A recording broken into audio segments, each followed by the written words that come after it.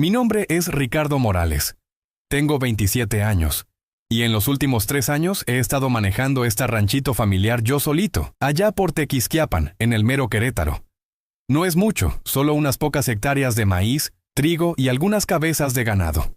La tierra ha estado en mi familia por generaciones, pasando de mis abuelos a mis padres, y luego a mí después de que se nos fueran en un accidente automovilístico allá por 2022. Ese trancazo me quitó todo de un jalón. A mis jefes, mi rumbo en la vida y cualquier plan chido que tuviera para el futuro.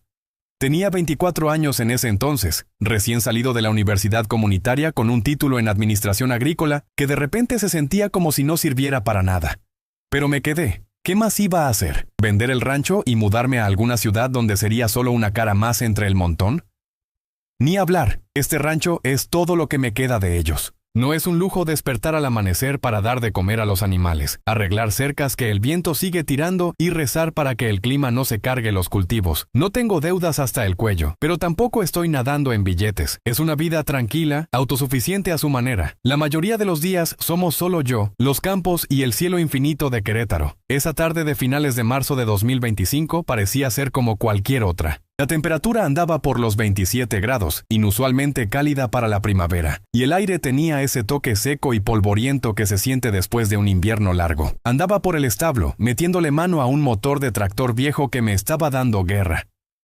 El sudor me escurría por la espalda y tenía grasa embarrada en las manos y los antebrazos. La radio sonaba de fondo con alguna estación de música ranchera, Pedro Infante o algo por el estilo. No le prestaba mucha atención hasta que oí el crujido de las llantas en el camino de grava. Las visitas no son comunes por aquí.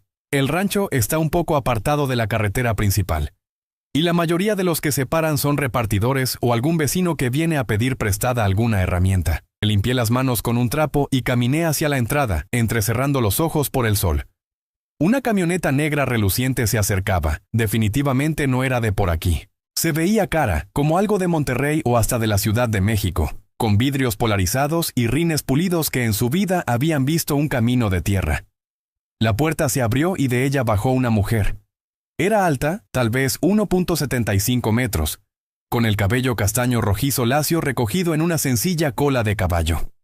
Llevaba un saco sastre sobre una blusa blanca, pantalones ajustados y tacones que ya se hundían un poco en la tierra blanda. Pero lo que me impactó no fue su ropa, fue la forma en que se comportaba, segura de sí misma, pero había algo raro. Sus manos temblaban un poco mientras ajustaba su bolsa y sus ojos. Esos ojos no eran de alguien que estaba ahí por negocios. Se veían desesperados, como si llevara días agotada. Tenía lodo salpicado en los zapatos, como si hubiera caminado por un campo antes de llegar ahí. Me vio y caminó hacia mí. Sus pasos deliberados pero inestables. ¿Eres Ricardo Morales?, preguntó, su voz firme a pesar del ligero temblor en sus manos. Asentí cruzándome de brazos. Ese mero soy. ¿En qué te puedo ayudar? Respiró hondo, echando un vistazo al rancho como si lo estuviera evaluando, y luego me miró directamente a los ojos. Mi nombre es Sofía del Valle. Necesito un esposo para mañana. Si no me caso, lo pierdo todo. Me quedé congelado por un segundo. El trapo todavía colgando de mi mano. Sonaba a broma o tal vez a estafa. Una mujer de ciudad apareciendo en un rancho cualquiera con un cuento así. Pero su expresión era totalmente seria. Ni una pizca de sonrisa. ¿Perdón?, dije finalmente, limpiándome la frente con el dorso del brazo. ¿Necesitas qué? No se inmutó. En cambio, sacó una carpeta de su bolsa y me la entregó. Soy la heredera del Grupo del Valle, el conglomerado agrícola con sede en Guadalajara. El testamento de mi abuelo estipula que para retener el control de la empresa, debo estar casada antes de cumplir 29 años, que es mañana. Si no lo hago, el control pasa a mi primo, Rodrigo del Valle. Hojeé los papeles rápidamente. Documentos legales, una copia del testamento, recortes de prensa sobre el Grupo del Valle. Era real. La empresa era enorme. Controlaban tierras de cultivo masivas, cadenas de suministro de semillas y equipos, incluso algunas divisiones de biotecnología para agricultura sostenible. Había oído hablar de ellos. Sus operaciones colindaban con algunas de las tierras de por aquí. ¿Por qué yo?, pregunté devolviéndole la carpeta. Ni siquiera me conoces. Ella dudó, sus dedos apretando la correa de su bolsa. Tu rancho colinda con una de nuestras propiedades. He investigado, eres independiente, sin ataduras a la élite industrial, y por lo que veo, no eres de los que se dejan comprar. Además, no estás involucrado en ningún escándalo. Mi exprometido se echó para atrás la semana pasada. Quería que hiciera trampa en algunos negocios, cosas financieras que habrían afectado a pequeños agricultores como tú. Me negué y él se fue. Ahora Rodrigo está merodeando como un buitre. Él es el que convertirá la empresa en una máquina que aplaste la independencia. Mi abuelo confió en mí para mantener la ética, enfocada en la sostenibilidad. Me recargué en el poste de la cerca, asimilando todo. Rodrigo del Valle. Había oído rumores sobre él. Era del tipo que compraba pequeños ranchos a precios de ganga, forzaba consolidaciones que dejaban a gente como yo en la lona. Mis padres habían luchado contra tipos como él toda su vida. El abuelo de Sofía, por lo que había leído en artículos viejos, había sido diferente. Un hombre que creía en prácticas justas, y ahora ella estaba parada en mi entrada pidiendo un salvavidas. No se trataba de dinero para mí. Aún no había ofrecido nada, pero la idea de que Rodrigo tomara el control, eso podría significar problemas para cada pequeña operación en la región, incluida la mía. ¿Qué estás proponiendo exactamente?, pregunté. Un matrimonio de papel, dijo ella. Nos registramos mañana. Lo hacemos legal. Yo me encargo del resto. Abogados, relaciones públicas. Serás compensado, claro. Y si no funciona, lo anulamos discretamente después de que asegure la junta. Negué con la cabeza. No estoy en esto por la lana. Pero si vamos a hacer esto sin mentiras. Y si se convierte en algo real, es porque lo elegimos. No por un testamento. Ella se sorprendió. Luego asintió. Trato hecho. Nos dimos la mano. Su palma fría contra la mía, curtida. A la mañana siguiente manejamos al registro civil de Tequisquiapan. Fue rápido, una ceremonia civil con su abogado y mi vecino como testigos, sin anillos, sin votos más allá del mínimo legal. Mientras firmábamos los papeles, la miré. Se veía aliviada, pero había una sombra en sus ojos.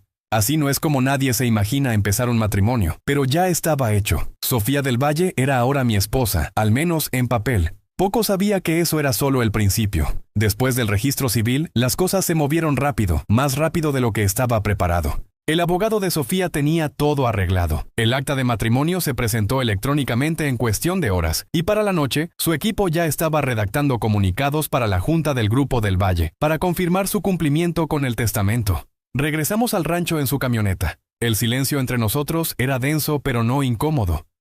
Ella miraba por la ventana los campos ondulantes, sus dedos golpeando ligeramente el volante. Agradezco esto, Ricardo. Dijo finalmente. Más de lo que imaginas. Encogí de hombros, manteniendo la vista en el camino. Solo estoy cumpliendo mi parte, pero necesitamos reglas básicas si esto va a funcionar. Ella asintió. De acuerdo. Esa noche Sofía no se quedó. Regresó a su casa en Guadalajara para empacar lo esencial y cerrar cabos sueltos en la oficina. Pero a la mañana siguiente apareció con un par de maletas y una mirada decidida en su rostro. Rodrigo ya está haciendo movimientos, explicó mientras la ayudaba a subir sus cosas. Ha contratado investigadores para indagar sobre el matrimonio. Si parece falso, lo impugnará en la corte. Necesito estar aquí a tiempo completo para hacerlo convincente. La llevé al cuarto de huéspedes, el antiguo dormitorio de mis padres, que había mantenido casi intacto, salvo por sábanas limpias y una limpieza rápida. Se sentía extraño tener a alguien más en la casa después de 3 años de soledad. El rancho no estaba preparado para visitas. Pisos que rechinaban. Una cocina con gabinetes que no combinaban y sin internet de alta velocidad, más allá de lo que mi antena parabólica podía manejar. Sofía no se quejó. Desempacó metódicamente, colgando sus sacos en el armario junto a mis camisas de franela como si fuera lo más normal del mundo. Los primeros días fueron incómodos, como 2 extraños metidos en una obra sin ensayar sus líneas. Nuestras vidas no podrían haber sido más diferentes. Yo me levantaba a las 5:00 am, todos los días. Me ponía mis botas y salía al establo a dar de comer al ganado y revisar las líneas de riego. El aire era fresco, de esos que te pican las mejillas hasta que el sol sube más alto. Sofía, por otro lado, comenzaba su día alrededor de las 7, preparando café en mi antigua cafetera de goteo, antes de sumergirse en videollamadas con abogados y accionistas. Escuchaba su voz resonando desde la sala de estar, profesional, asertiva. Estaba negociando contratos o revisando informes financieros. Al mediodía, yo entraba por un sándwich rápido, cubierto de polvo y oliendo a heno, mientras ella caminaba con sus audífonos puestos, discutiendo rendimientos de cultivos e iniciativas de sostenibilidad. Apenas hablábamos más allá de lo necesario. El café está listo, o el Wi-Fi está flojo por aquí. Quizás necesite un repetidor. Pero Sofía no era de las que se quedaban quietas. Al tercer día me sorprendió uniéndose a mí afuera. Yo estaba arreglando una sección de cerca que una tormenta había aflojado, clavando clavos en los postes bajo el sol implacable. Apareció en jeans y una camiseta sencilla, todavía luciendo fuera de lugar, pero esforzándose, llevando un termo con agua. ¿Te molesta si te ayudo?, preguntó. Le entregué un par de guantes, escéptico. ¿Alguna vez has arreglado una cerca? Negó con la cabeza. No, pero puedo aprender. Y lo hizo. Sostuvo el alambre firme mientras yo lo torcía. Hizo preguntas sobre la tierra y por qué rotaba los cultivos de la manera en que lo hacía. No fue perfecto. Se pinchó un dedo una vez y maldijo entre dientes. Pero no se rindió. Esa noche incluso intentó cocinar. Quemó un poco los huevos, pero nos reímos de eso durante la cena. Fue la primera conversación real que habíamos tenido desde la boda. Ella habló sobre la visión de su abuelo para la empresa. Cómo quería proteger a los pequeños ranchos de las adquisiciones corporativas. Y yo compartí historias sobre las luchas de mis padres durante las sequías de principios de los 2000. La presión comenzó a acumularse poco después.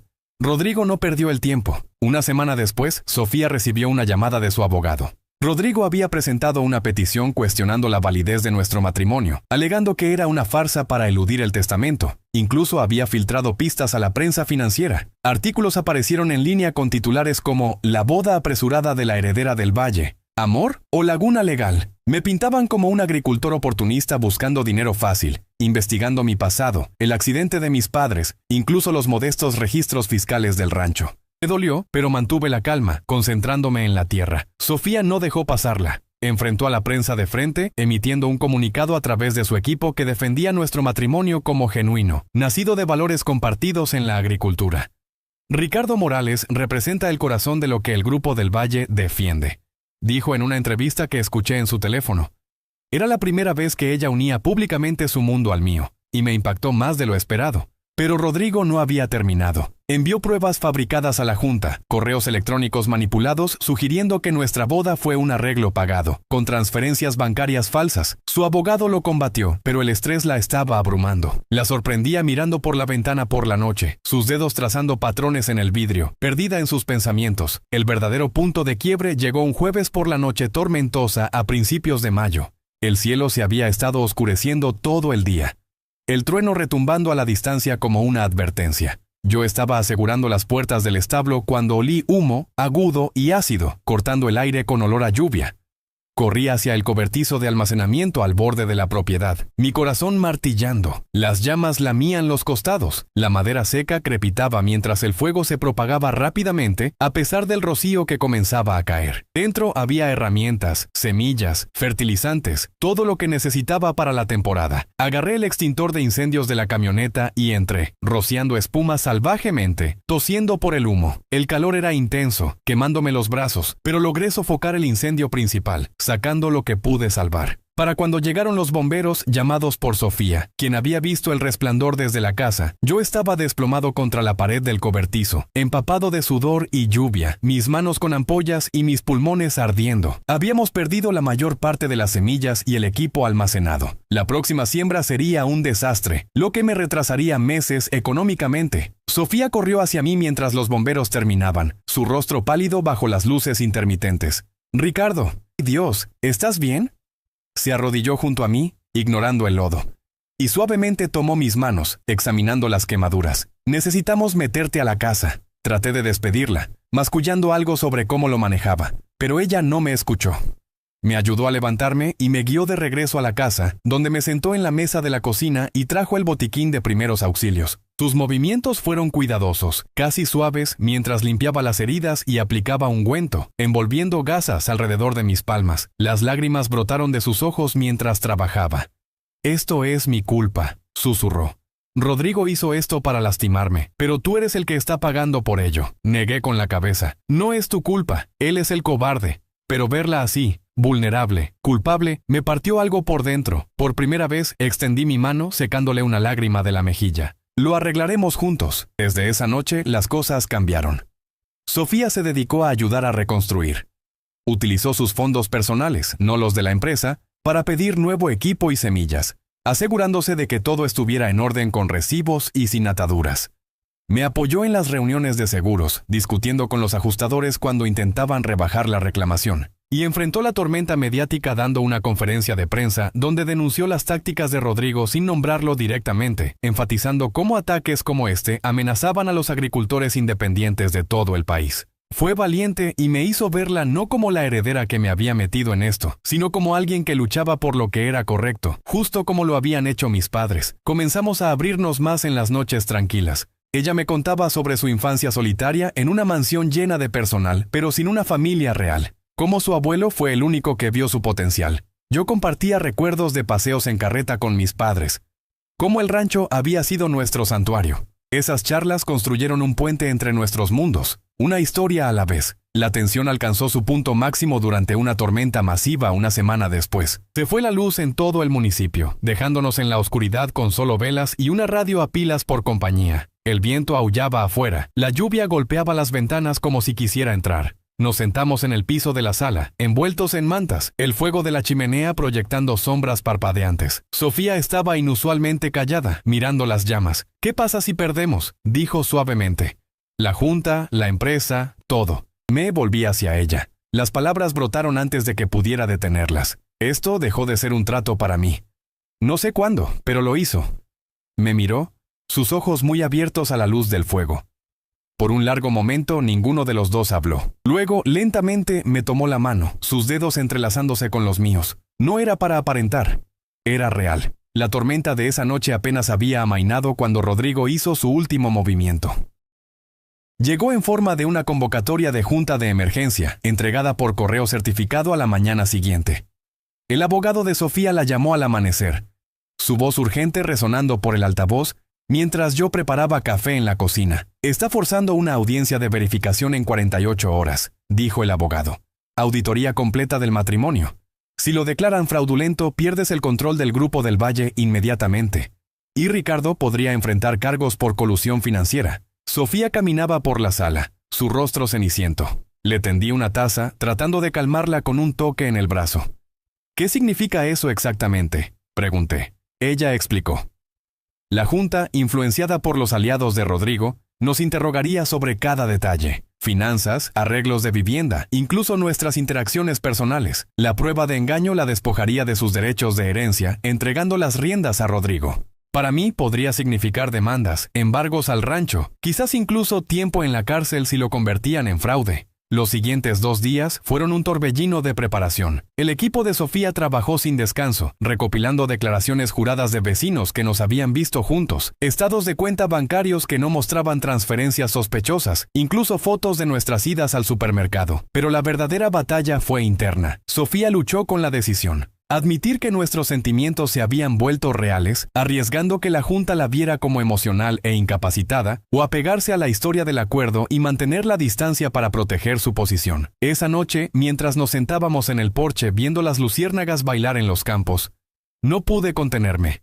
Sofía, no seré tu escudo si no me eliges, dije. Mi voz baja pero firme. Pero si lo haces, no me iré. Volvió hacia mí, sus ojos buscando los míos en la penumbra. Lo sé, susurró. Tengo miedo. No de perder la empresa, sino de perderte a ti si esto se descompone. No dormimos mucho después de eso, abrazados en el cuarto de huéspedes que se había convertido en el nuestro, susurrando planes y miedos hasta el amanecer. La audiencia se llevó a cabo por videoconferencia desde una oficina neutral en Guadalajara. Sofía insistió en ir sola para mantenerme fuera de la línea de fuego directa. Pero me negué. Estamos en esto juntos, le dije mientras llegábamos al estacionamiento. El video de la sala de juntas mostraba una docena de caras serias, Rodrigo sonriendo desde su asiento como si ya hubiera ganado. Él presentó su caso primero. Este supuesto matrimonio es una farsa. Ricardo Morales es un ranchero cualquiera. Ella lo eligió para manipular el testamento. Vean la línea de tiempo. Comprometidos y casados en menos de 24 horas. Sin bienes compartidos, sin historia. Es una colusión. Simple y llanamente. Su abogado mostró documentos. Nuestra rápida inscripción en el registro. La modesta tasación de mi rancho contrastada con los miles de millones de Del Valle. La junta murmuró.